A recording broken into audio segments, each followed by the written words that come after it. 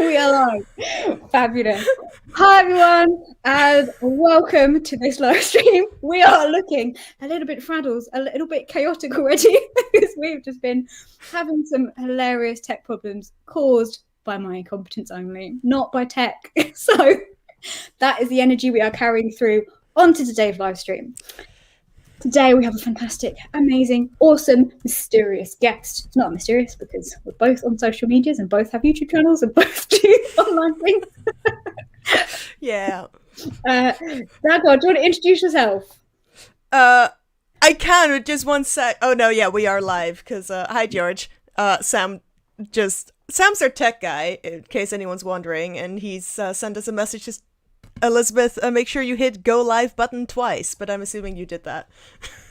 Yes, it says live. Okay, good. Yes. We're getting comments from George, so, you know, someone's watching. Hi everyone, I'm Dagmar.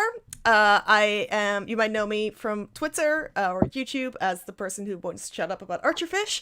I'm also the host of the brand new Science and Sorcery, where science communicators play Dungeons and Dragons for charity, which has been organized at breakneck speed, and I'm slightly concerned is going to crash and burn. But we're gonna have fun while it does. With style. And today, with style, I cannot wait for people to see the amazing costumes the players have been putting together. I'm gonna be in costume as Dungeon Master. It's gonna be great. But there will be some more fun announcements probably towards the end of the stream. But the first thing we have to do, for Elizabeth, because she's never played Dungeons and Dragons before, is we have to make her a character. Yes, so that is what that's what we're doing today. I'm so excited. Like, you think you've seen me excited about, like, I'm excited about Sea Life to the maximum, but there's like there's a bit above that where you like anything mix that in with fantasy and doing Dungeons and Dragons, which I've wanted to do forever. I've just not managed to find people to like do it with. I'm so excited, and so today I'm just gonna go wild with my imagination, become the fantasy creature I know I really am, and I've just been fortunately landed in this muggle body. yeah. I only started playing D&D in April this year. One of my friends introduced me to it, and it's just taken over my life. So, fair warning, but we're gonna have fun. I think that's. I think if I'm like, sure, like I was like, I think I'm fine. It's good escapism when you're sick and tired of your PhD. So. Oh yeah, never. They don't exist in Dungeons and Dragons world. Good. Yeah, which is really good. And I also like, we should say, just in case anyone does clock off, just a bit about, so the live streams are also charity on next Friday. The 19th at 6 o'clock is for charity. Each of the people playing are picking their own charities. I'm doing it for Modifiers, which is a charity for the prevention of young suicides, and just coming along, sharing it. But if you've got money to donate, would be absolutely fantastic. And I would love you to be there as support or also as donations. Absolutely. And as of today, I can confirm, thanks to my first wonderful Patreon supporter, that there will be a giveaway. I'll be giving away a dice set to one of the donors during the live stream. Sam Langford, who is our tech maestro, and one of the other players will be supporting the Thai campaign.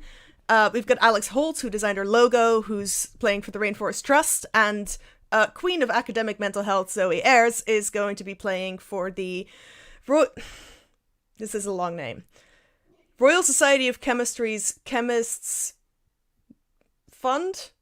There's another word in there somewhere. I'm gonna look it up. Anyways, they're fantastic charities. I'm super excited. We've already got £100 donation, and I'm hoping we can at least double that. Fingers crossed. Fingers crossed. Fingers crossed. But to give you guys a little taster session of what it's gonna be like later on. Good question in the chat. We're not actually gonna do tickets for the charity. I'm gonna put on a PayPal donation link that you'll be able to donate to directly. Because we're just gonna live stream it so anyone can watch it. I'm not gonna read Sam's comment because that's mean. Anyway, open your wallets, you cowards. There, I did it. Because I had to, if I was better, that would pop up. Yeah. So yeah, there won't be tickets. It will just be available on my Twitch, which is Sci and Sorcery, on my Twitter account at DJ Veduwen, which is spelled Weduwen. I'm sorry, I'm Dutch. It's complicated. And on my YouTube, which is The Aficionado, but with like fish instead of fish, because I like fish. Elizabeth's putting some links in the chats. Check those out. Rate, review, subscribe. I don't know what this is things people say. It's gonna be great. It's gonna be chaos. That's what we strive for here at Science and Sorcery. Oh yeah. But to get on with the chaos, Elizabeth, when I asked you to just have a think about what kind of character you wanted to play, you settled pretty quickly on Druid, which I think fits you quite well. And then I started listing off races of characters you can play, and I mentioned gnomes, and you just went completely insane. Yes. Which I love. I love gnomes. I think they're great. I love gnomes. So we're gonna go through and create your character using the rules from the player's handbook. If there's any D&D nuts watching and I get anything wrong, don't at me. I don't care. These are just the rules I find the easiest, especially for a new player. And the first step you've already done, which is choose a race. Yeah. Gnome. But so going with a gnome. Like, I'm having to grow my ears in. they're working their way for next Friday, day by day. Oh boy. But there are different types of gnome. So I'm gonna share my screen and I'm going to share a Chrome tab with you. So we're going to be using, just because it's easiest because we're both in the same country but different towns, not near each other, we're going to be using the D&D 5th edition community wiki to just go through gnome things, druid things. I sent you a character sheet by email, which we'll go through later as well, and I can also make a complete one for you later and just send you that. But it's fun to make your own character, so now you're going to be a gnome. Gnomes are great. Each race comes with a bunch of like traits and characteristics that tell you a little bit about the character, and there are things that you're going to have to basically adapt to as that character. A few of these, they're not going to matter very much. That's just more for your backstory. Like, for example, the age of the gnome. You can decide yourself how old you want your character to be. Alignment. I'm sure you've seen those charts with, like, chaotic good, chaotic neutral, lawful evil, those kind of stuff. Gnomes tend to be good. If you want your gnome not to be good, I'm not going to tell you can't do that, because I think it'd be fun if you had an evil gnome. Just keep in mind, evil characters tend to, like, want to kill their party members, which, you know, they're all nice people, so maybe don't do that. I said I can't do that after Sam rescued us from our if you kill the members of the Science and Sorcery team, I might be a little bit annoyed. 20 minutes yeah, that's not going to be so good. You're going to be a Zeiss, so there's sizes from, like, minuscule all the way to, like, ginormous. Those are not the official words, but the ones I'm using. You're going to be a Zeiss small, whereas most other, like, playable races tend to be medium. Because you're small, you've got little legs. Your walking speed's going to only be 25 feet. I feel like you're not going to be able to... Yeah, recreating what my normal walking speed is like. Like, when we both we walked up to Tucker Monroe recently, and just people were just like so far. I'm so sorry. I did see one of my friends who you went up that Monroe with, and I was like, you met Elizabeth, and she's like, was she small? Yes. But that's not her defining characteristic. It's the excitement. Yeah. And this one, potentially very useful. You're a gnome. Gnomes tend to live underground. You have dark vision, which means you can see even if there is no light. Oh, yeah. I wish I had that. Yeah, how could that be? It'd be so useful. You also speak and write and read then as well. 2 languages, default. both common and gnomish, which is the language of your people.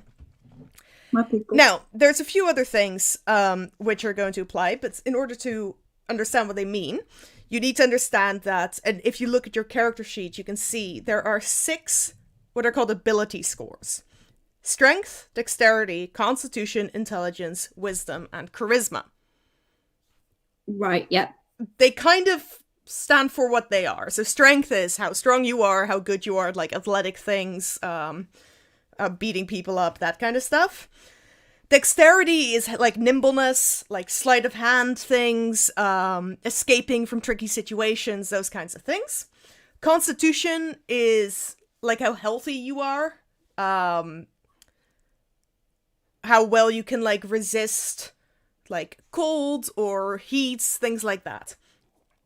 Intelligence relates to book learning, mostly. It's how good you are, things like history, arcane knowledge, things like that. And wisdom, on the other hand, is more things like more intuitive stuff, perception, knowledge of the natural world, things like that. And then your charisma is how much people like you, basically, how well you get on with other people, but also how well you can deceive them. So, fun things there. As a gnome, you're an intelligent creature. So whatever your intelligence score is going to be, it's going to end up increasing by 2. Cool. You're also going to get advantage on saving throws against magic effects if it affects your intelligence, wisdom, or charisma. I'm going to explain what all of that means, when it would apply. We've got our session tomorrow, which will not be live streamed. So Zoe and Elizabeth can learn some of the rules before we start playing. Because apparently Zoe plays but never follows rules, which sounds fantastic. Then chaos. Chaos. Yeah, we love chaos. Yeah, we weren't dressing up. We just need that on a t-shirt each. But yes, yeah. That'll be our like first merch. Will just be me yelling chaos or something. I don't know. I come to your house and yell chaos if you give me £50 and pay for my travel costs. But, depending on where your gnome is from, now we're actually getting to the types of gnomes. Depending on where your gnome is from, they also have different abilities. So there are 4 types of gnomes. You've got your forest gnomes. Mm-hmm. Forest gnomes are very in tune with nature, so they have the ability to speak with small animals and cast minor illusions. They're very, like, dexterous and nimble.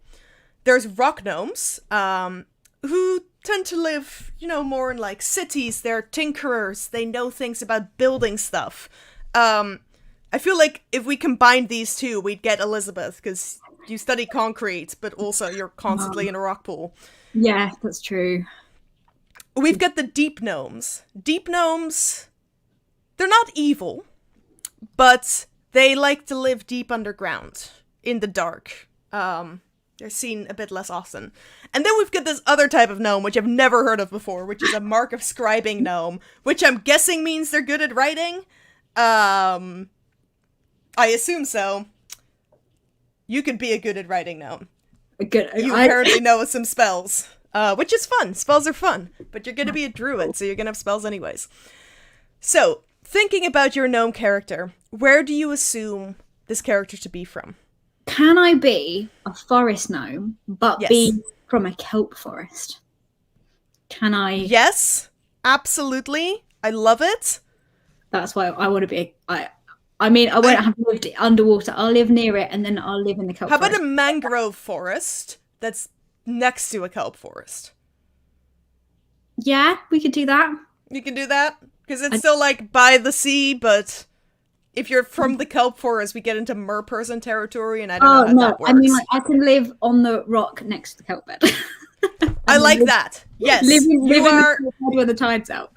You are a forest gnome from the kelp forest. This is great. I love it. Yeah. All right, so that's going to be your sub-race. We got that figured out. That's fantastic. Now, turning back to my handy-dandy notebook. You've picked a class. That's step 2. You're going to be a druid. Guess what? There's different types of druids, but we're going to get to that in a moment. The next thing we're going to do is we're going to figure out exactly what your ability scores are going to be. And I sent you a link to a dice roller on the internet. Yeah, let me get that up. Yes. So I have got my little bag of fancy dice. Oh, I'm throwing them all I'm over so my jealous. lap. I need actual dice. Maybe I'll... Honestly, if we can see each other at some point in the next week, I can give you a set of mine to use next week if you want. That's fine. If you just carry them around in your coat, if we bump into each other, you'll be like, want some D&D dice. You say that as if I don't already. Oh. I don't, okay? I know, I feel like I have a reputation that people who don't know me think I just wander around St. Andrews wearing like 18 hats and a velvet cloak. Well, I Sometimes. You have seen. The first time I wore my cloak, we did run into each other. But you looked amazing. It was fantastic. One guy asked me if I was Harry Potter. When with my haircut, I'm obviously Oliver Wood from the first Harry Potter movie. So, yes, we've got lots of little dice. They're all fun shapes. But for determining your ability scores, what you need is what's called a D6.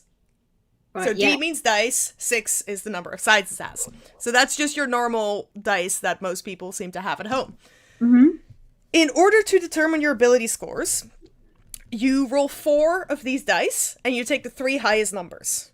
Yeah. And then you do that 6 times to get 6 numbers. Mm-hmm. Does that make sense? So you roll it. Wait. Roll 4 dice. Yeah. Yes. Add the 3 highest numbers together. Yeah. And then do that 6 times. And keep track of the numbers that you end up with. Okay. There's math involved, I know. This will be like, if my family are watching right now, which they're probably not, but they might watch back, they're going to be laughing now because they're like, oh, she's got to do really simple math. And that's math. No! It's going to be even more stressful because we're doing math live on the internet. So you do math, and I'll distract people by introducing everyone to Brigitte. I just look at my awesome notebook. It's from Science and Sorcery, which recently changed names to... Oh, it's just eluded me. If someone knows, chuck it in the thing. The Little Science Company? Yes. Is it that one? They're fantastic. Yeah. I've got a lanyard from this them that says... communication. They're fantastic. I highly recommend supporting them. Sponsor us if you're watching. Got badges from them. Stuff. Yes. This is Brigitte. She's very camera shy on live camera, so she doesn't want to talk. Which is definitely not because I do her voice. Elizabeth. What am I rolling again? 20. I've already forgotten. The D20 dice. 4? No, the 6s. 4 of them. I'm just small. Sorry. This is supposed to... I didn't swear, you didn't hear it. I genuinely didn't hear it, so maybe I just show everyone some of my dice. Right. George, I know I said I'd mail you some dice. I will, at some point, when I remember to go to the post office. Look at all my pretties. You could win one of these sets! Maybe not these. Where's my camera? There it is. They're beautiful. I don't know. Do I have something to plug? If you support me on Patreon, I can do giveaways for fancier things than dice. Maybe. So do that. So I can buy everyone fancy stuff, because I want to. One day when I'm super wealthy, I'm just gonna have so many dice and dive in them like Scrooge McDuck. Oh, I think mine's gonna be like I want like a Lego room where all the you walk in and it's just like thousands of tiny Lego people looking at me from Star Wars and great. They should just all be tiny Lego people that look like you. I think that's like to offset the gnomeness. I'm either got to be a gnome or I've got to be a gigantic warlord of tiny plastic people. Yeah, I think that works. My tiny army. That makes sense to me. That makes sense. Yep. 6 times. Right, I'm not there yet. 6 times. Yes, you should have 6 numbers. Oh wait, 6 of 4 or just 6 numbers? I'm very confused again. What do you have right now? 4 sets of 4. Get 2 more sets of 4. Right, I'm on the right path. We're getting there, guys. We're getting there. Like to say. I'm tired. It's late. We're doing this over the internet. It's the first time I've helped someone create a character, And Elizabeth doesn't know what's going on. So we're gonna be fine. 3. Right, 1, 2, 3, 4, 5, 6. Right, I'm taking the top. What am I doing? Okay, so now you've got 6 sets of 4, right? Yes. All right, so for each set of 4, take the top 3 numbers, the highest numbers, and add them together. Oh, God. Right. This is where the math comes in. Get down. Don't panic. Breathe. I'm gonna invent a Science and Sorcery theme song while this is happening. Oh, please do. It's the Science Countdown. I think that's already a song. Oh, yeah, and actually we can't sing too much. This YouTube. I literally have 2 videos on my YouTube which are parodies of well-known songs, and I've not been sued yet, so I'm gonna risk it. I'm gonna risk it. It's on my channel. Please don't. Gonna risk it in your channel, not my own. What?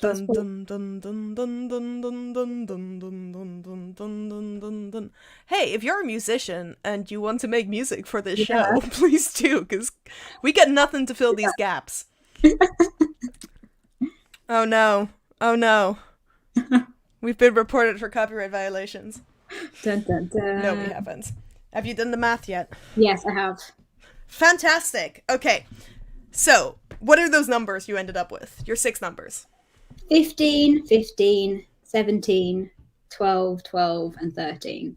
I feel like the 12. Those are pretty high. I like that. You did. Yes. It's hilarious when you get a character with like a really low score. I currently play a character who's got a strength of like 5. It's hilarious. She can do fuck all.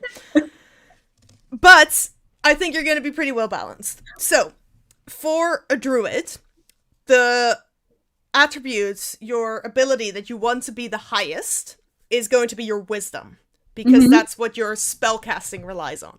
Okay. So, for wisdom, pick the highest number, write that in the wisdom column. Fabulous. We are wisdomed up with number 17. Frank, it was 6 sets of 4, and then you take the top 3 highest numbers. I'm confusing myself now. Buy the player's handbook. It explains it better than I do. Or don't. Pirate it. I don't care. Don't do that. I'm just trying to get your account suspended, I think. This was not my goal going in. 3 years, not add one thing, and then boom. Angel of Chaos. Okay. Now the second, you had 17 and then 2 15s, right? Yes. So one of those 15s you want to put for your constitution, because you want that to be pretty high as well. Because that's going to help determine how many hit points you have, and as a druid, you're probably not going to have the best armor. Cool. So.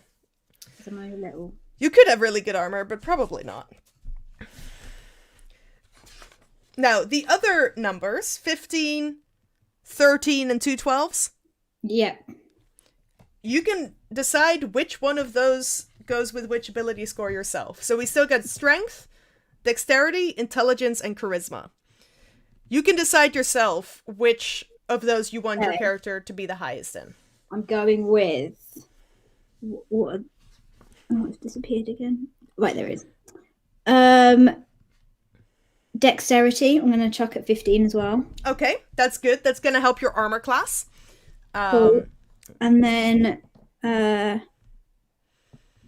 intelligence at 13. All right, and then strength and charisma at 12. That sounds like a pretty good choice to me. I feel like as much as my character would love to talk to people as I do, I spend a lot of time with the kelp. So you do, yes, you did. And the kelp doesn't talk back as much as you want it to. No, it waves a lot though. It does. Unless you have the spell speak with plants, but we haven't gone there yet. Okay. So, all right. So that's good. We got that figured out. Now, based on the type of gnome you are, add 2 to your intelligence score. So that was at 13. It's going to be at 15. Cool.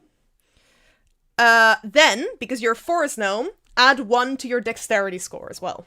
Oh, fabulous. So that one's now at 16, I believe, right? Yes, I'm going to be. Great. Okay. That's amazing. This is a pretty strong character, I think. This is stronger than any of the characters I've made for myself. I'm not cheating, by the way. I know you can't see, but I'm not good enough at math. Look, this entire thing's gonna be based on the honor system, and I don't know what I'm doing or where I am half the time, so it's gonna be fine. Next thing we're gonna do is we are just very quickly going to... No, we're not gonna do that first. Next thing we're gonna do is we're gonna decide what background your character has. And there are a lot of options, some of which I've never heard of before, so those would be interesting. But I'm just going to share my screen again, because that's gonna make things easier. Go for it. So... Yeah. I know what the... Winning already. This one. Alright. So we're back on the wiki page with some backgrounds that your characters can have. Oh my goodness. I'd go for one of the ones that says common backgrounds. Yeah. I think the classic for a druid is hermit. I don't know what some of these are. You could be a marine. What's a marine? I don't know. I'm assuming it's something to do with marines. Let's have a look. An army, yeah.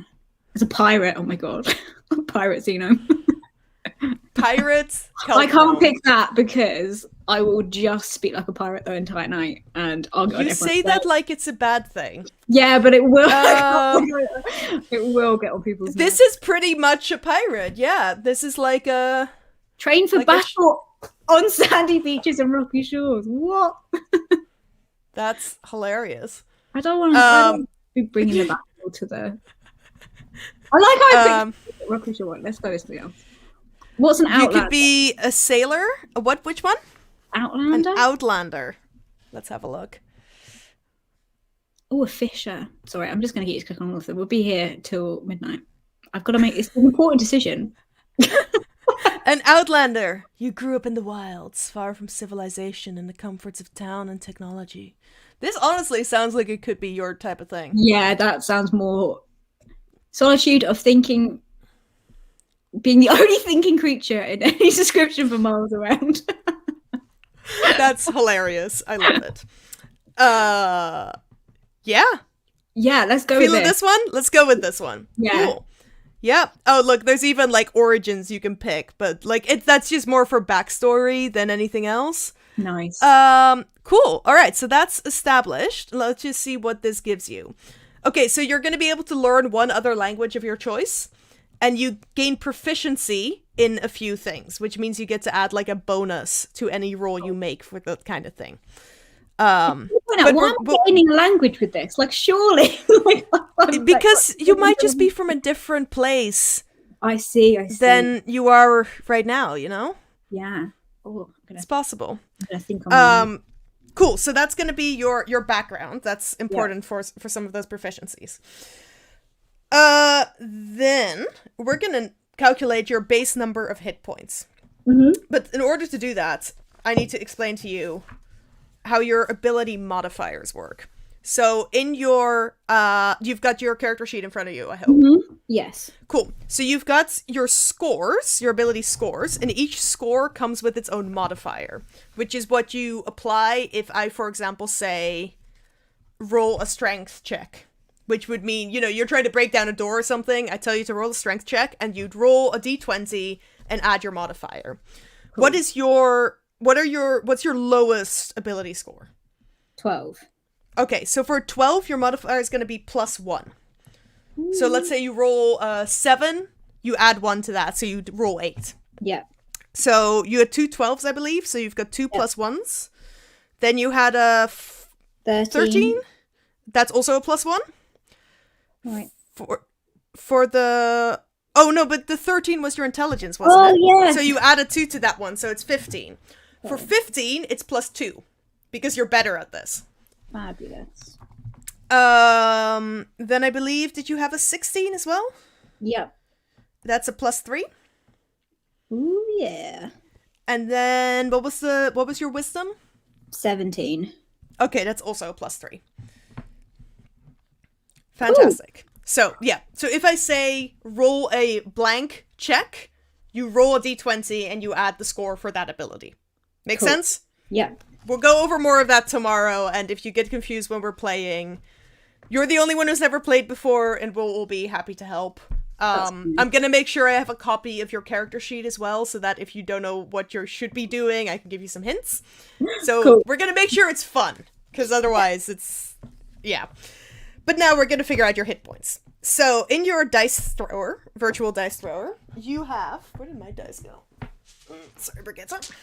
You have a d8, which is an 8-sided dice, which look like little diamonds. They're fun. I can't find one. There's too many dice on here.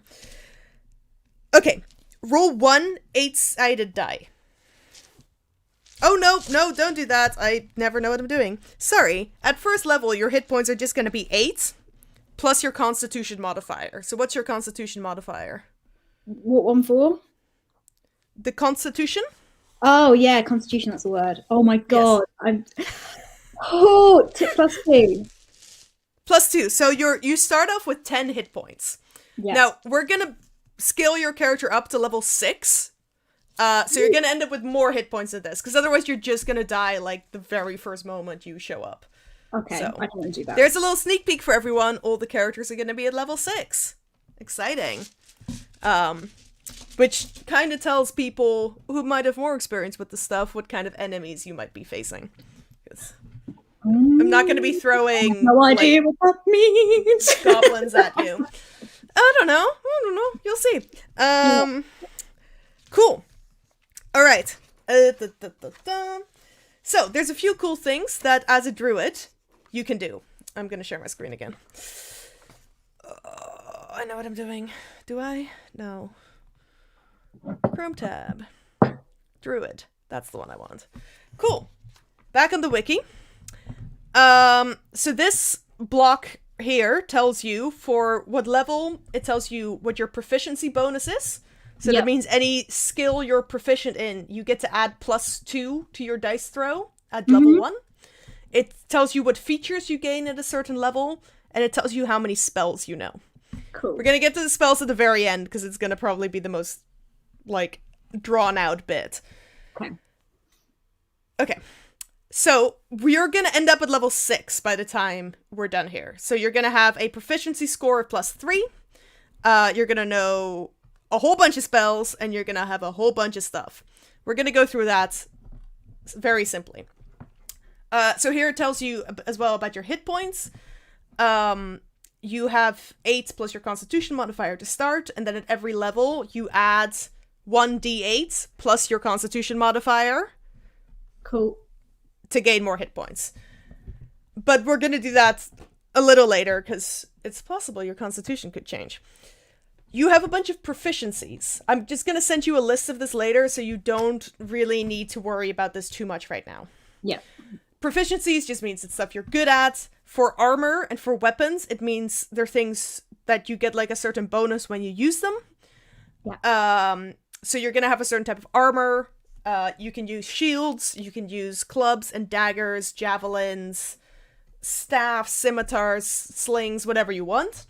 You have a herbalism kit, which is usually filled with like quite simple things. You're not going to like cure any illnesses with them, but you can use them to help make checks looking for like... Yeah, exactly. For your saving throws, which are... They're like ability checks, except they're in situations where you're trying to like stop something from happening to your character.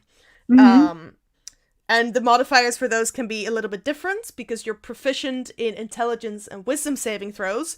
You're going to get your proficiency bonus added to your ability score, if that makes sense. Yeah. Now, there's a whole bunch of skills on your character sheet. As a druid, you can be proficient in 2 of those skills. And you get to pick which ones you want to be proficient in. Now, just to double check, as an outlander, you are already proficient in athletics and survival. Oh, yeah. So, I believe survival is one of the options for you here as well, so you can pick 2 more from this list. There's Arcana, which is like knowledge of magical things. Animal handling, which is exactly what it sounds like. Insights are the ability to, like, tell when people are telling the truth, things like that. Medicine, nature, the world around you. Perception, so observational skills. And religion. Which 2 would you like to be proficient in? I'm gonna, I'll go with the one that you don't expect. No, I'm gonna go with animal handling and nature. I am so shocked. Who are you and what have you done with Elizabeth? Oh no, I'm so playing a different character. I don't know if I'm gonna be able to embody this character during the D&D games. Like, it's gonna be so hard. It's just gonna be you. It's gonna be great. Also, just want to say the comments are amazing. They are making me laugh the whole way through. It's really. Oh my god. Yeah, so good. And the idea of having a trident, that just sounds really cool. I think that would be hilarious. Frank, I made this dice bag myself, so maybe in the future, when I can afford more material, I might be able to, do some giveaways of dice bags. Someone said the language, choose Klingon.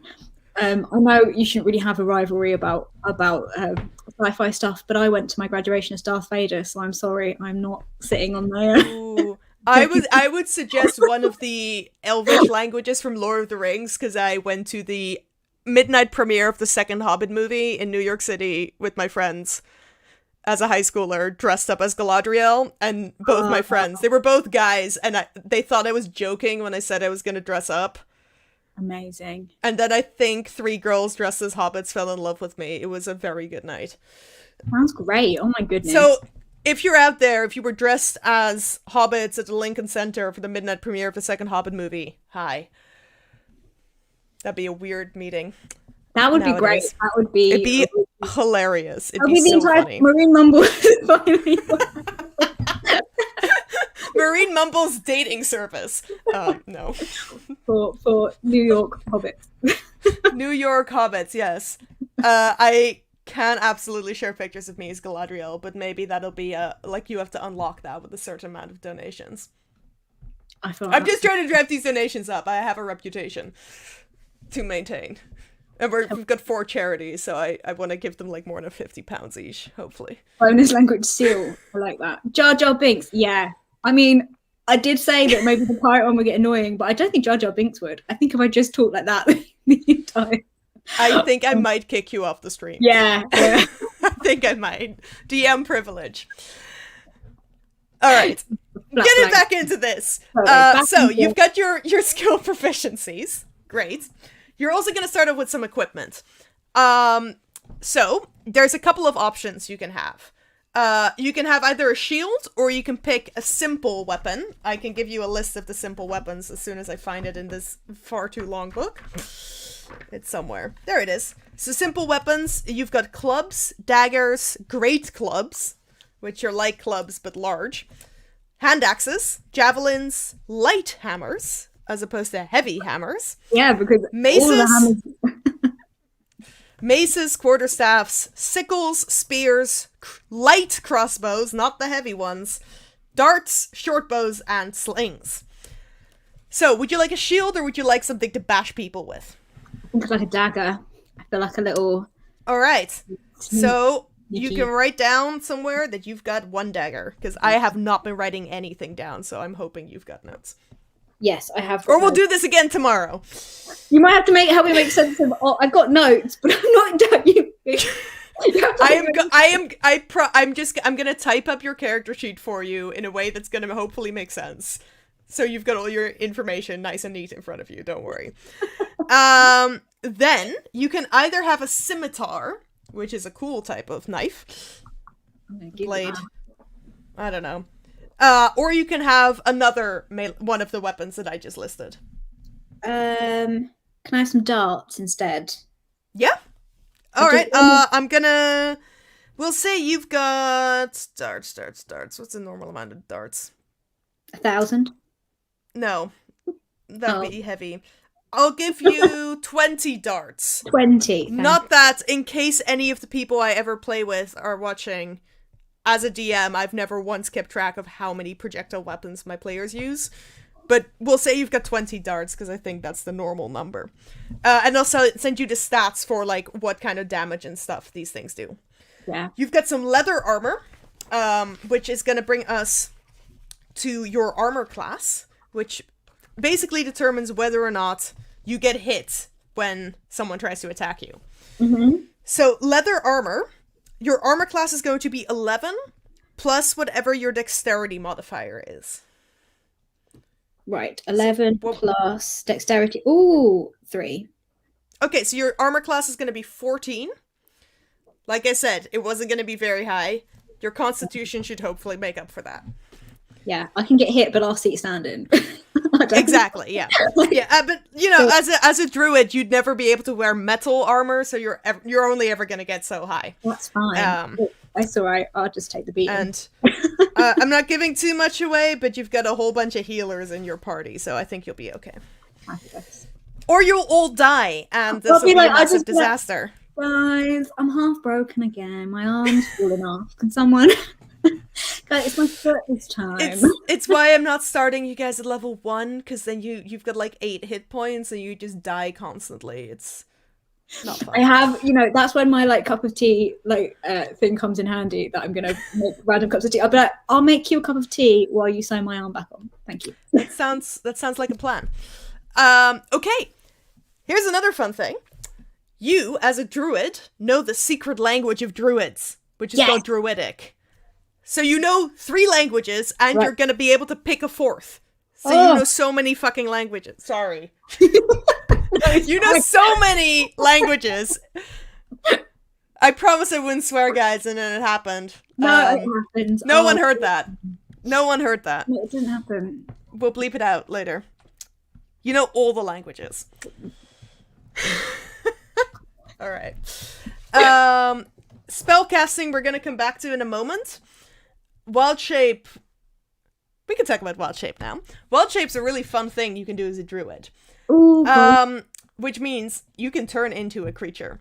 Oh, yes. Damn. You can turn into creatures that are not very dangerous to start. That's fine.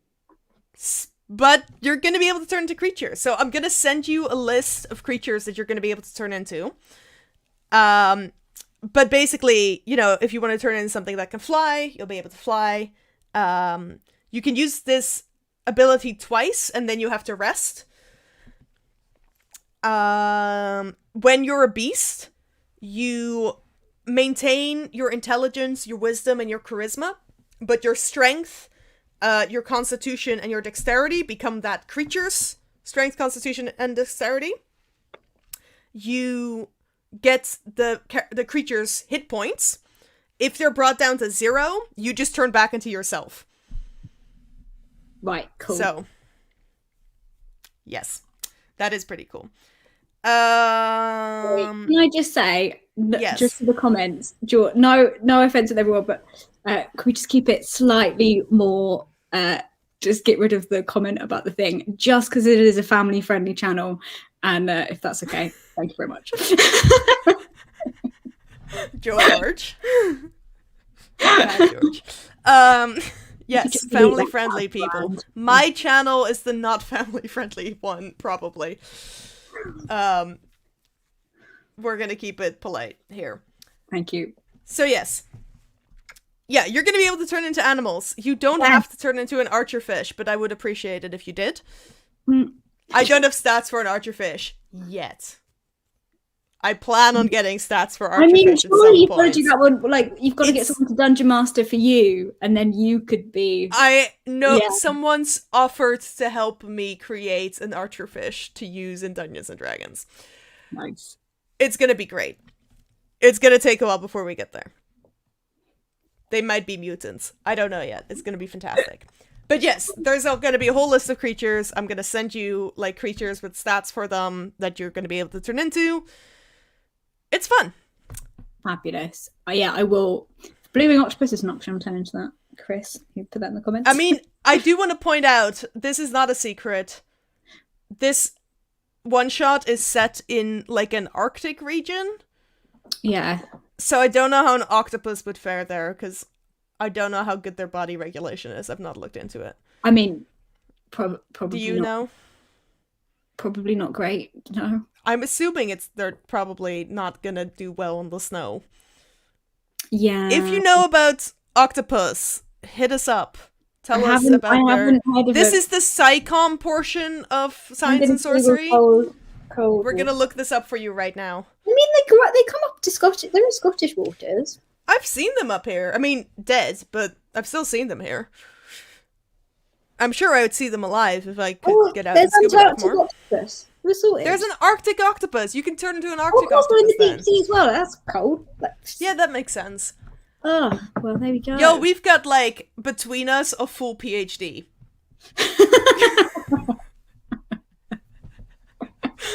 Chaos, you're seeing not quality. Yeah, well, both. You're seeing the quality science communication of, let me Google it. Oh, look, Wikipedia says there's Untitled. Oh, yeah, wait. Yes, narwhals are Arctic creatures. Moving on! So, you're a druid. You're a specific type of druid. Ooh. What kind of druid are you gonna be? I'm gonna find my druid page in the book again. Hold on. There it is. So, there are a lot of different types of druids. I'd probably pick one of the ones that are from this top bit, because they're gonna probably be the easiest to deal with as a new player. I'm gonna explain to you a few of these. So the Circle of the Land. Yeah. There's only 2 of these that I actually have in the player's handbook, but we can go through the other ones as well. Circle of the Land, you specify within that which part of the land. So you can be Arctic, coastal, desert, forest, grassland, mountain, swamp, or the Underdark, which is like the subterranean region in the worlds of Dungeons and Dragons. Yep. You can be the Circle of the Moon. That means you're basically a bit more in tune with that wild shape ability. That's going to be the main thing for you for this one, for the level you're going to be at. Circle of the Land, it's a little bit more like you get access to a few more spells depending on where you're from. You can like regain your spell abilities if you rest a bit more easily, so it's things like that. Cool. I have a strange suspicion that I know what you're going to want to be.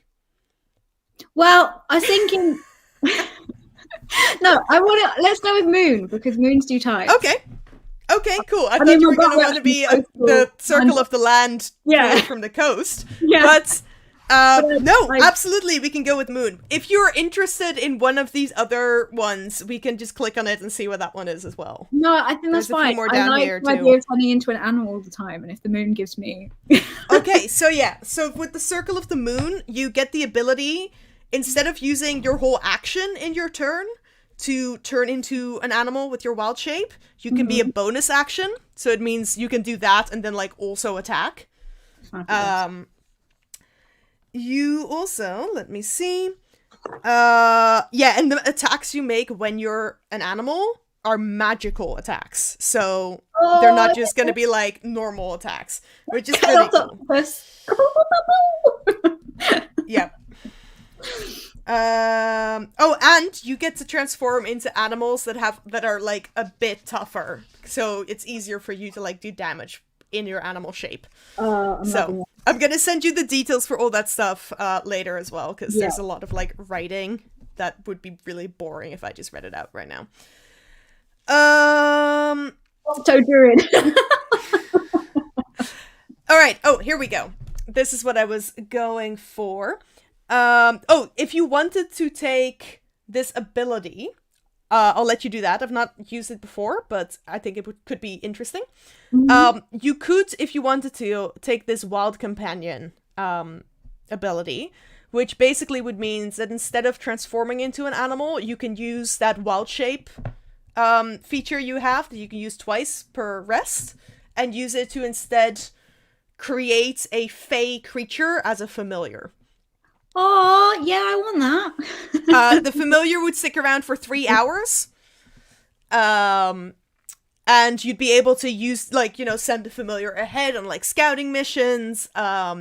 you'd be able to, I think, see through their eyes with the Find Familiar spell as well. So we can do that. Of turning into a creature, or in addition to instead of turning into a creature, so you could turn into a creature once, and then use the other time that you could turn into a creature to summon a creature instead. Oh yeah, that's fine. I can do that. Yeah. All right. So cool. We're gonna give you the Wild Companion ability then. That sounds like fun. I'm just trying to find a Find Familiar spell because I've seen it used, but I have not used it. Yeah, so you summon a creature in a space that is not occupied. It acts independently of you, but it obeys your commands. If it drops to 0 hit points, it just disappears. It reappears if you cast a spell again. You can communicate with it telepathically as long as it's 100 feet away from you maximum. You can see through their eyes and hear what it hears. But while you do that, you yourself are deaf and blind. And if you're casting a spell which requires you to touch something, your familiar can touch that thing instead. So if you can't reach something but your familiar's nearby, or something looks a bit dodgy, send the familiar in. I don't know if I could do that to myself. Well, exactly. That's pretty smart. All right, so Wild Companion. I'll send you a list of like fey creatures you can summon. That's gonna be great. I'm looking forward to that. Now, all right, we're getting there. When you reach 4th level, which you will, because we're gonna get you to 6th this evening alone through the feats of the internet. You can increase one ability score of your choice by 2, or 2 by 1. You cannot go above 20, but I don't think that's going to be an issue for you. So, up to you which ones you pick.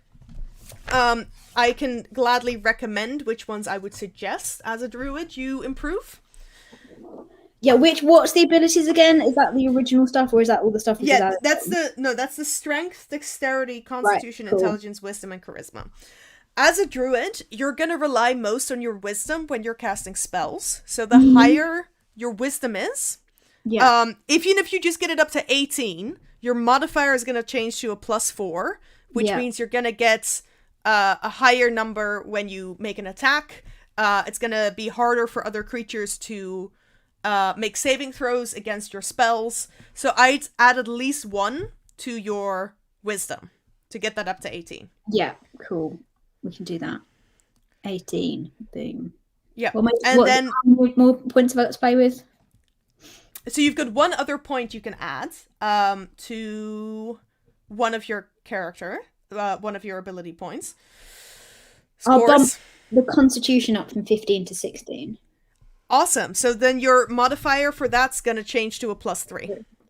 Oh, look at that. Look at my maths. And that's why we're doing this, because now we're going to calculate your full hit point total, and your constitution affects that. So, cool. I need you to roll. Rolling. Level 6. Hold on. Yeah, I'm just gonna. Where's my I need you to roll 5 d8s. 5 d8. Yes, and then add them all together. Dun, dun, dun. Oh, good rolls. Oh my god. Oh, that one's enough. Yay. This is my reaction. It's very thrilling with the dice. Rolling. 1, 2, 6, yeah? 1, 2, 3, 4, 5, 6. No, 5. Oh, well, I just... 5 d8s. 1, 2... numbers do not stick. They go in one ear, right out the other. We don't do math here at Science and Sorcery. We don't want none of that math nonsense. 27. Okay, and now add 13 to that. I should be able to do that with my head, but 40. And now add that to your initial hit points, which I believe was 10. For the... Yes. So your initial hit points was 10. Yeah. So now you're going to be up to 50 hit points at level 6. Oh, nice round number. Thank you very much. It is a nice round number. That worked out well. I'm glad you added that +1 to your constitution, because that gave you the 3 extra hit points you needed. Awesome. So that's most of your character sorted. There are 2 more things we have to do. We have to decide what spells you're going to have access to during the game. Yep. And we have to come up with a name. We don't have to come up with a name tonight. That is something you can take away and like think about. We can do it tonight and have a look at a random name generator for gnome names. And I was thinking of calling them Mumble. I love that. That is amazing. I support Mumble. Yeah. Chime off in the comments if you like the name Mumble. Yeah. Oh, yeah. Frank spent 2 hours as a giant weasel. You could spend 2 hours as a giant weasel. I'm just putting it out there. That would be great. That'd be hilarious. Anyways, spells. Spells are fun. Spells are also confusing, potentially. So I'm definitely going to be there to help you with them.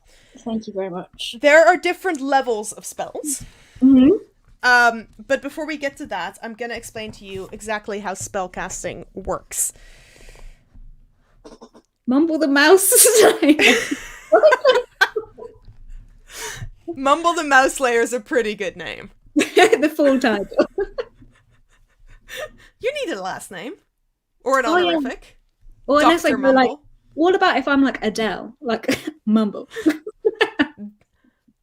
That'd be pretty cool.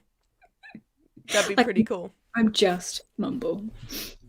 I love it. Or I never actually say my name. I literally just mumble, so everyone calls me Mumble. You can do that. I'm not gonna promise you that the other players won't kill your character out of annoyance. That's true. Well, I might just go back to my pirate. But the Mumble. I like that one. The Mumble. That's pretty good. That's pretty good. Thanks, George. I'll try a little trumpet round. Introduce myself to everyone. Mumble. That's legendary. Mumble number 5. I like that. That's so good. Oh my god, I might be Mumble number 5, and then if only there was a bard in the party who could actually make that song. If only. Spellcasting! Who loves spells? I do. I've only recently started playing a spellcasting character, and it's so fun, except then something happened that meant my character could only cast 1 spell the entire game. Mm-hmm. And that was my first request. It was like, spells, I want to be able to humble mumble. I might just change the channel name. Humble Mumble. Mumble number 5. The Humble Mumble. The 5th. That'd be amazing. Oh no. Okay. Spellcasting. We're gonna get there. Yeah. We've only been at this an hour. Only. We've only sworn 4 times. And the comments Twice, please. The other 2 times were in the chat. Yes, it's true. We're not responsible for that. To get my channel to Guys, be nice to us. So, spellcasting. I genuinely need to stop looking at you because I'm just going to start laughing again. Spellcasting, yes. So, you use your wisdom as your spellcasting ability. So that's where the magic comes from. So whenever you see the word spellcasting ability written somewhere, wisdom. That's it for you. Thank you. You have 2 things which are important for spellcasting. One is called a spell save DC, and the other is a spell attack modifier. The spell save is what another character has to roll in order not to be affected by your spell. Yeah. Okay? Yeah. That's going to be 8 plus your proficiency, which is 3. Yeah. Plus your wisdom modifier, which I believe is 4 now. If I'm not mistaken. Yes. Yeah, yeah. Should now be 4. So 8 plus 7 is 15. So write that down for spell save DC. What does DC stand for? I cannot remember. Someone tell me in the comments. I would not know what was going on if I was not walked through this. My goodness. I feel so bad for my friend who introduced me to Dungeons and Dragons for my birthday, because she ran 2 one-shots for me with me and a bunch of other people who'd never played before, and she didn't kill any of us. And she still talks to me, and I don't know how she did it, because I would have just given up. Oh, brilliant. Yeah. She did make, like, very simplified character sheets for everyone, which I can understand, but I'm giving you the full shebang, because I think it's I'm fun. loving it. I haven't questioned who I am in so long and enjoyed it quite as much. Alright, then the other one I mentioned, your spell attack modifier. Yes. This is when you make an attack with a spell, Mm-hmm. this is what you add to your roll. Yeah. So you make a spell attack, you roll a d20, and you add your proficiency bonus plus your wisdom modifier. So that's 3 and 4, if I'm not mistaken. So that's going to be a +7 every time you do a spell attack, which is pretty good. Fabulous. Awesome. All right, so that's sorted. We can now have a look at what spells you're going to be able to cast. There's a limit to the number of spells you can know as a druid. And I am just trying to find where it says it. There you are. Okay, so your wisdom modifier was +4. Yes. Your druid level is 6. Yep. So that means you're going to be able to prepare 10 spells. 10 spells! Woo, woo. Total. Again, loving the round numbers. It's going to make it so much easier for me. Yeah. The spells that you're going to be able to cast at 6th level, you're going to have 10 what are called spell slots.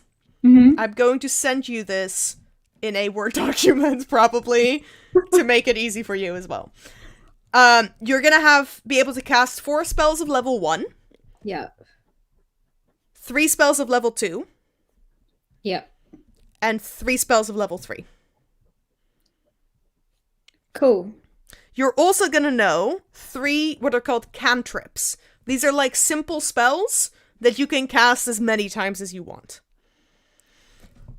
So, cool. Those don't count towards the amount of spells you know as well. So you're going to have 10 spells and 3 cantrips. And now I'm going to share my screen, and we're going to have a look at the Druid spell list. Fabulous. And probably just pick what sounds fun based on the names. Is it like a And then if you decide you want to change any of these later, then that's also fine. That's okay. So, we'll have a practice. We're going to... And if I find they're used. Exactly, yeah. Exactly. The cantrips, some of them you can use to attack. Some of them, they tend to be a bit more like, manipulating the environment. I believe, as a forest gnome, you know one cantrip, which is the minor illusion cantrip.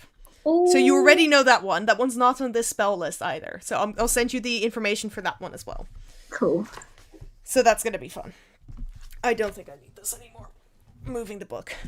So, we've got a whole list of words, cantrips.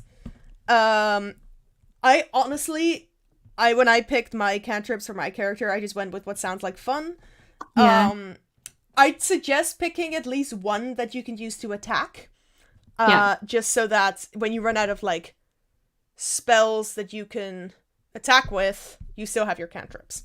So, a few that can attack. You've got Frostbite. That one can attack. You've got, I think Infestation might be able to attack as well. Poison Spray, definitely an attack. You can attack with Produce Flame, but I don't think it's very strong. Shillelagh, this is a fun word, Shillelagh, basically helps you with your attacks, because you're not a very strong character, so Shillelagh would allow you to use your, I believe it's Wisdom instead. Thorn Whip is an attack, and so is Thunderclap. Okay. I believe. So how many of these? You can pick 3 of these spells from this list. Okay, let's go with the Shillelagh. Shillelagh. We're gonna have a look at that one. Shillelagh. Here we are. Shillelagh. No. So you don't have the red weapon for this one. My bad. It's only if you have a club or a quarterstaff. Oh, they're no fun. It's a fun word to say, though, Shillelagh. It is. Yeah. Shockingly, there's a water one. Let's go with that Shape one. water. Yeah. Okay, yeah. I think this one sounds appropriate for your character. So shape water is pretty much what it says. So water within 30 feet. As long as it fits within a 5-foot cube, you can move it, change the flow, make it into like shapes, change its color, opacity. You can freeze it. I don't know if you can unfreeze water. Because that would be handy. But I feel like if you can freeze water, you should be able to unfreeze it as well. And then also turn it into vapor, just from like a scientific perspective. We're going to go with the science. So we're going to go with the science, because this is a science and Dungeons and Dragons event. I almost said podcast, which it is not. There is visuals involved, if you hadn't noticed. Looking at my face this whole time. So, yes. So, you're going to have shape water. I'm going to also go with flame, because Chris said you can use it for other purposes. And I'm just thinking of it that my tea is going to be hot at all times. Produce flame? Sounds good. I'm just going to open these so I've got a record of which ones you've got, so I can send you the details later. Produce flame. Also, pretty much what it says on the tin. You create some flame in your hand. It casts light. You can throw it at things to attack. Yeah. It doesn't harm you or your equipment, but it should be warm. Yeah. We'll go with fire. Poison spray is the next one, I reckon. Poison spray, yeah. Because that's an attack, and I feel like that one's pretty fun. Poisonous stuff in the sea that I could have collected and brought on the journey. I feel like you might just have a bag filled with like sea urchins or something.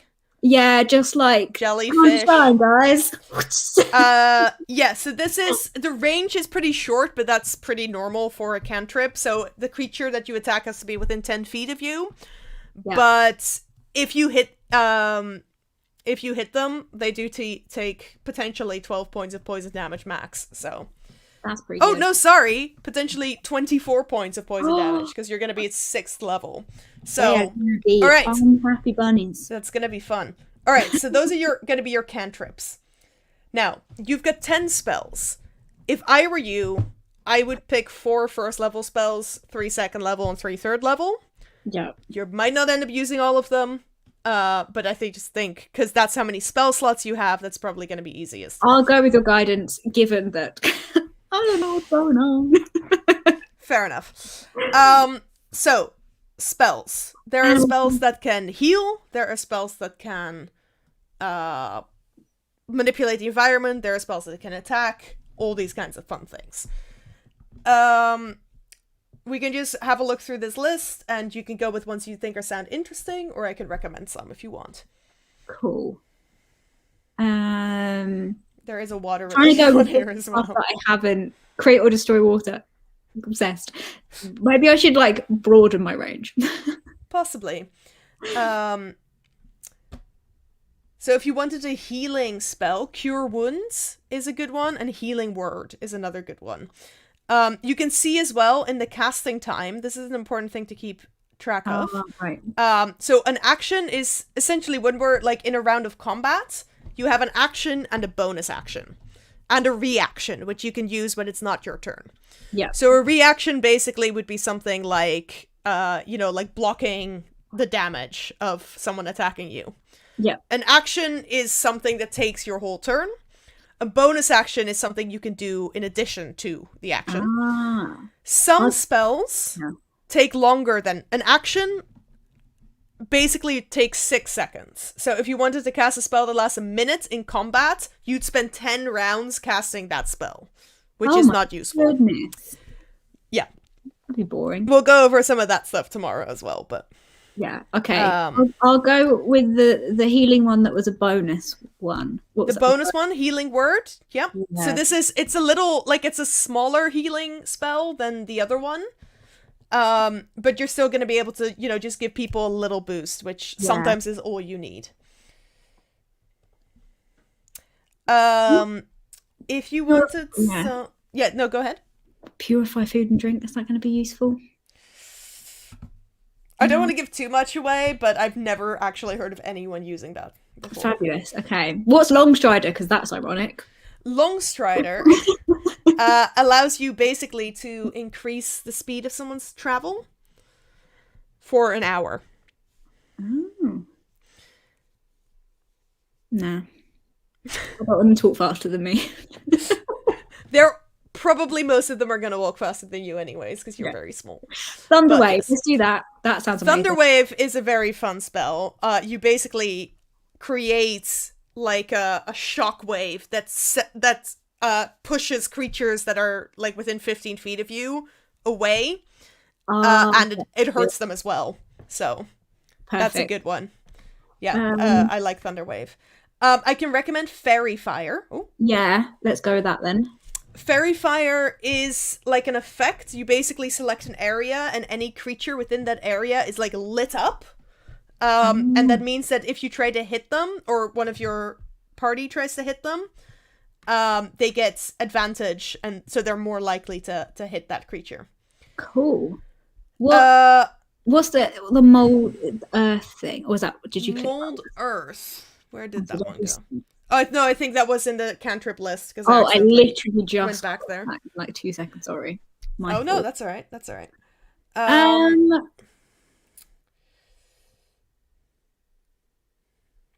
don't know. There's Entangle. Entangle could be pretty good. I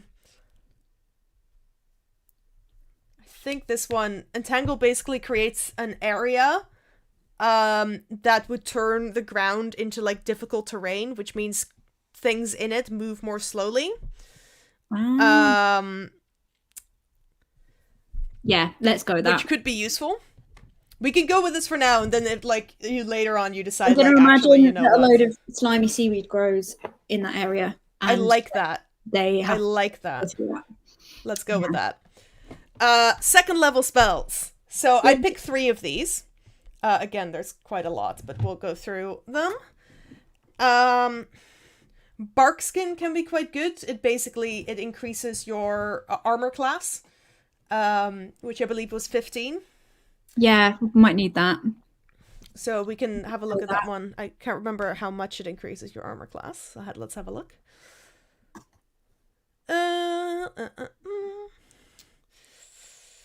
So it would improve it to 16.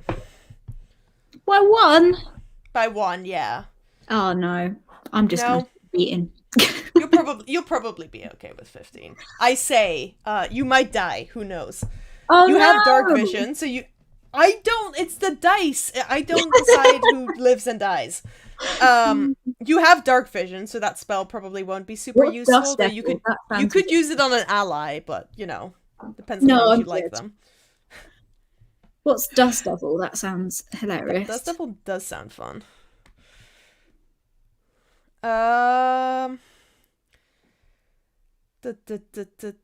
You literally create a small dust tornado. Oh, that can damage people, and you can move it around. Yeah, let's do that. And then, yeah, this sounds like a good spell. I like that one. All right, so you're gonna have Dust Devil. See, that will be why my character doesn't clean, and that they have dust at their disposal at any moment. you can have a minute of dust as long as you concentrate on it enough. Yeah. Locate animal and plants could be useful. Which one? Locate animals or plants. Sounds like something you would have. Let's be honest. Yeah, I feel like, where is the closest animal? I need to know right now. It'd have to be a specific animal. Oh, but you learn the direction and distance to the closest creature or plant of that kind within 5 miles. Yeah, let's go with that. I need to know where the barnacles are at all times. If I don't, I don't think they're going to be in the Arctic, but sure, they're everywhere. Possibly. I'll try one. If there's one there, that spell is going to become. Stop wasting all your turns trying to find a barnacle. I've not written this into the story. I'll invite you back once I've written a beach-themed adventure. Yeah. Let me see. Some spells that people tend to pick, Pass Without a Trace is one. Basically allows you to be... It gives you a bonus to your stealth. Yeah, let's do that. Yeah. The other one is enhance ability, where basically you can touch a creature and enhance one of their ability scores for an hour. But up to you. I think I'll go with the sneaking past. I think I might need it if I get bored of trying to find a barnacle. I'm like, I need to run past them now. Yeah, so anyone who's within 30 feet of you, including you, would get a +10 to any stealth checks they'd have to make. Oh, so that's nice. I can help my friends. So that's a pretty good bonus, yeah. That is a common one people pick. People making fun of me in the comments. Barnacle goose! Oh, I've got Barnacle goose! That's going to be a video soon at some point. We love barnacle geese. Oh, so good. All right, we're almost there. It's time for your 3rd level spells. Ooh, getting serious now. Yep. So you've got another 3 you can pick. Tidal wave? Oh my god. Oh, there's so many water ones. Water breathing. There are water walk, water breathing, wall of water. Am I gonna be water I need to breathe? Probably not, if it's ice. No comment. Call lightning's a good one. You create a lightning storm and can like draw it down onto people and hurt them with lightning. Like a little tiny Thor gnome. You probably like revivify is a common one people use because you can basically bring a character back from the dead, but you're in a one-shot that's not really gonna be necessary. Probably if a character dies, it's just gonna be like, oh no, oh well. Please don't die, friends, because I might not pick that one. Tidal Wave's a pretty good one because I think you want Tidal Wave. I do want Tidal Wave. Just because it sounds cool. So let's just have a look at that one. Yeah, so you create a wave of water up to 30 feet long, up to 10 feet wide, up to 10 feet tall. Any creature in that area must make a dexterity saving throw, otherwise they take a bunch of damage and they're knocked down to the ground. Cool. And if they save, they still take half that damage and they're just not knocked over. Nice. What's a fae? Is that like a little fairy thing? So that's basically what you've got from your ability already. So I wouldn't pick that one. No, I wouldn't pick someone fae. What's meld into stone? Oh, I don't know. An unfamiliar spell. There are so many spells. There's so many spells.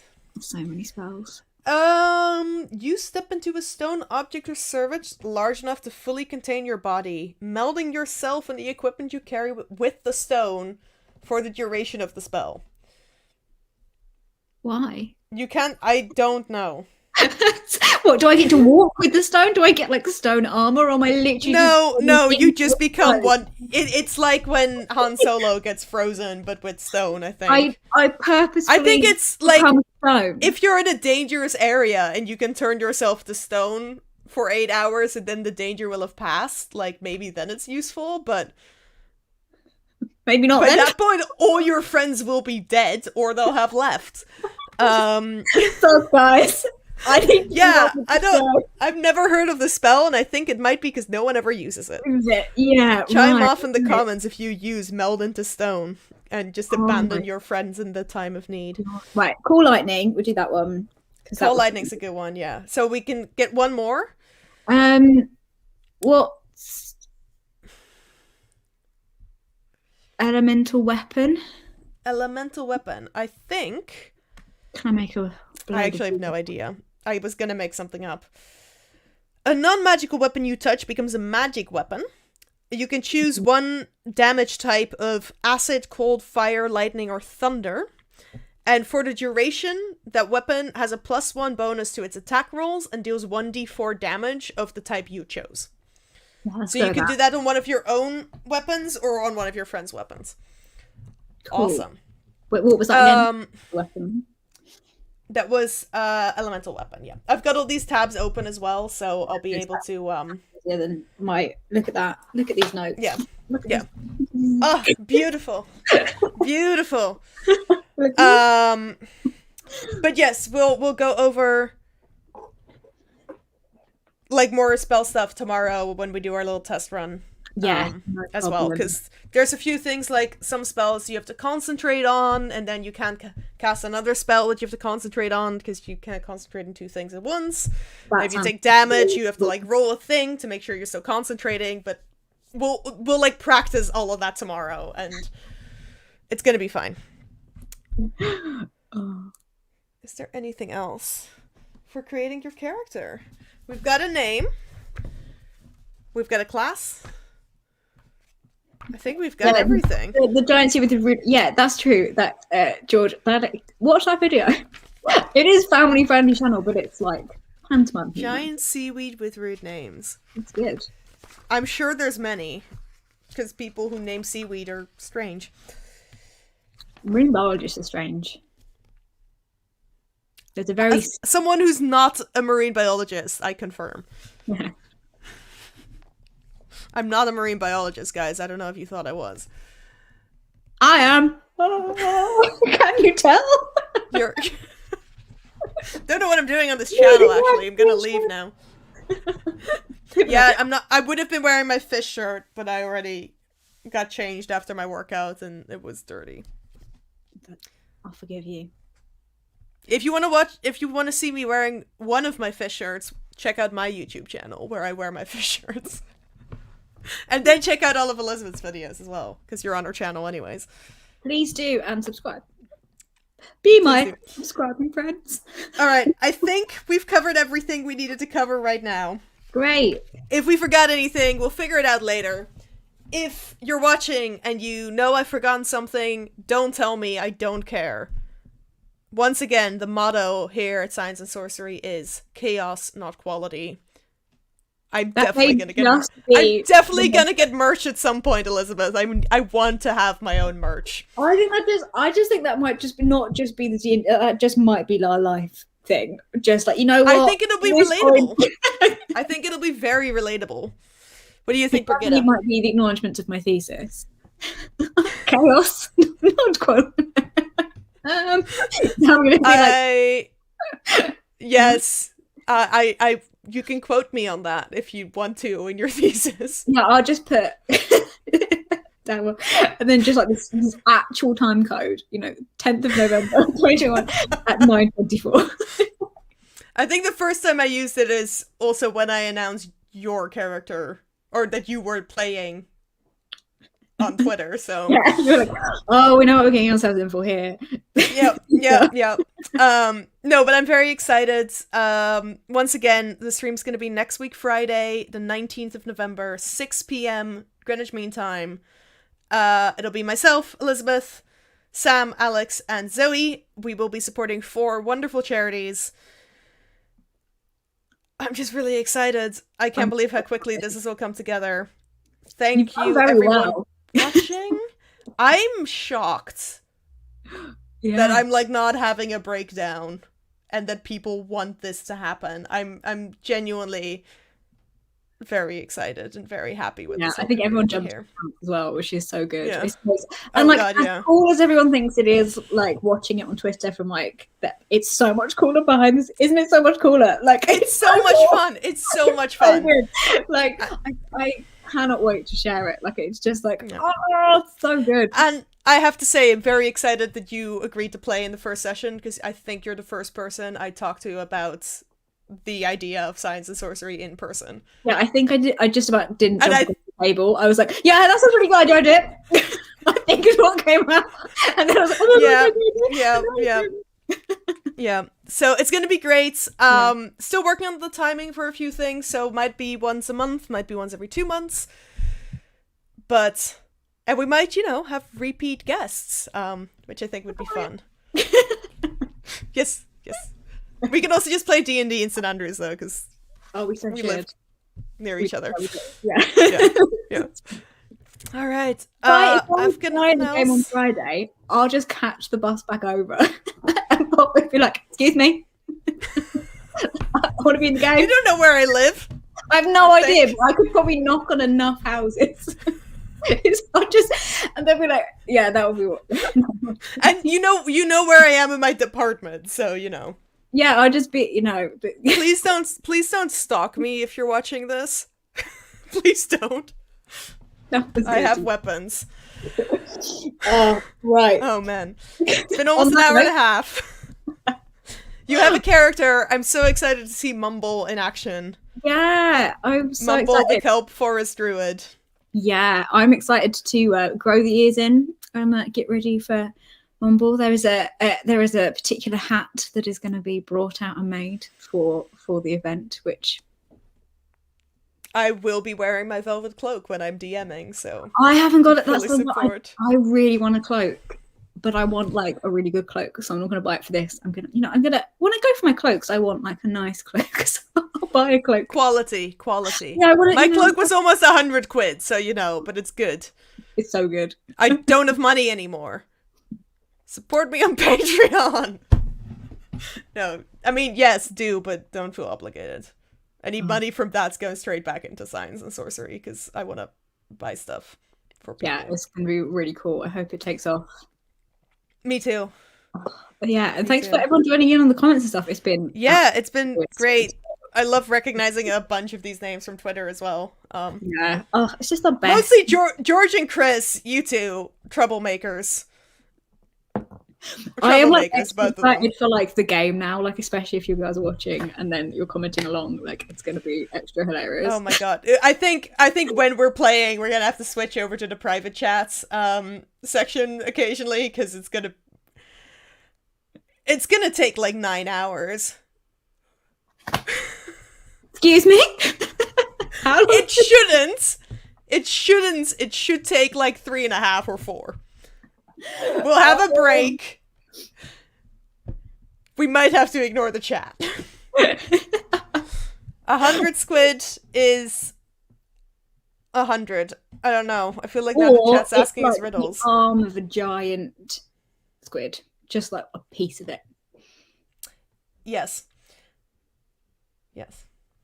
What is happening? This was an hour and a half. So you can see what state we'll be in by the time. It's going to be amazing. It's going to be so much fun. I'm so excited. The best way to spend a Friday evening. Perfect. Yeah, it's going to be great. Awesome. Well, if that's all, I think that's everything. On the end of how many 100 quid. Thank you so much for helping me with the characters design. Of course. Goodness, I needed it because I would have just rocked up and been like, I got some dice and nothing else. I'm gonna send me a picture of those notes. I'm gonna make you a character sheet. It's gonna be beautiful. I'm gonna send you all the spell details. So thank you very much. I appreciate I'll do that right now, because otherwise I'm gonna forget tomorrow. Sorry, I'm just reading the comments again. Oh my god. Yeah, no, we've got to start ignoring the comments, because we're just going to be here for hours. Yeah, okay. Thank you so much again, and I'll see you tomorrow, and hopefully catch everyone next Friday live stream. Absolutely. All right. Rate, review, subscribe, and follow Marine Mumbles everywhere. Marine Mumbles. Thank you very much. The Marines mumble. Yes. Ready for mumble. Mumble. Bye, everyone. Bye, everyone.